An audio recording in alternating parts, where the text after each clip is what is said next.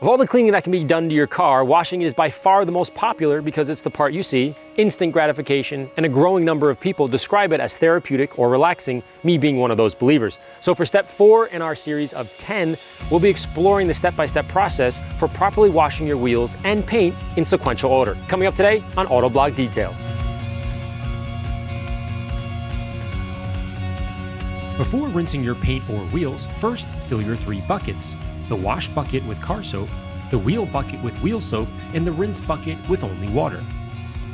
If you were to rinse the car first and then get your supplies and fill your buckets, the water that's on the paint may have time to dry and cause water spots as you're getting prepared for the wash. Be sure to add a grit guard and a washboard to each bucket to keep the dirt from sloshing around and traveling back up into the wash mitt as you're dunking, which will increase the chances of lug marks or scratches during your next swipe. As you prepare your wheel bucket, it should contain 4 to 5 tools that are never used on the paint. First is a cheap wash mitt that can be thrown away after dozens of wheel washes. These mitts were originally paint washing mitts, but as they become excessively dirty and too dangerous for the paint, they get demoted down to wheel cleaning duty. One of the golden rules of washing your car is never clean your wheels and your paint with the same mitt at the same time. Next is the wheel woolly. They come in different shapes and bristles, but are primarily designed to clean the back side of the rim, and they come in smaller sizes for tight spots on the caliper. A lug nut brush is perfect for cleaning around the air valve, the lug nuts, and where the rim meets the rubber. Likewise, be sure to use specific wheel soap in this bucket with these tools. Now that your buckets are full and ready to go, always start with the wheels first, and specifically one wheel at a time. Do your best to avoid overspraying water on the paint as you pre-rinse the wheel to prevent potential water spotting, as we mentioned earlier. Now with the rim wet, add wheel cleaner evenly across the face of the wheel and immediately begin with the wheel woolly from top to bottom on the inside of the rim. Once the back of the wheel is clean, then use your lug nut brush to agitate the brake dust from the tight areas on the front of the rim. The next step in this process is to use the wheel wash mitt to clean the front of the wheel face. Be sure to redunk your mitt in the wheel bucket only as it becomes dirty.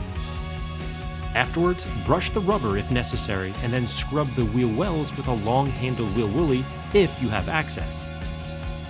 Finally, with everything clean and soapy, rinse the wheel and the wheel well, then repeat the process from start to finish on the next wheel.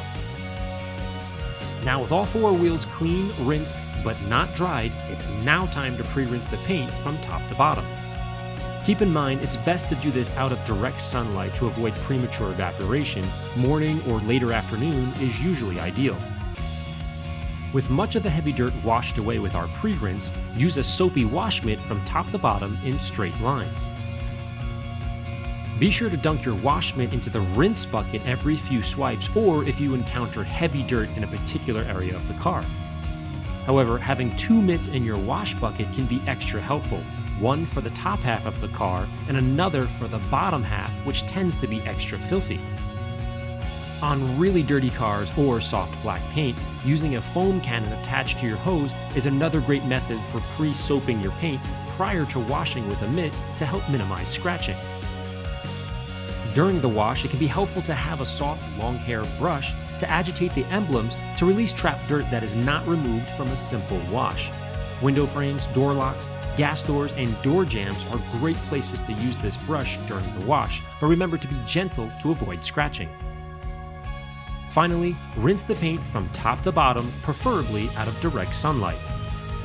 In our next episode, we'll be discussing what to do with your rinsed or wet car, as there are many unique time-saving tips that take advantage of lubricated paint. To see episode 4, visit autoblog.com/details. I'm Larry Casilla from AmmoNYC.com. We'll see you in the next video.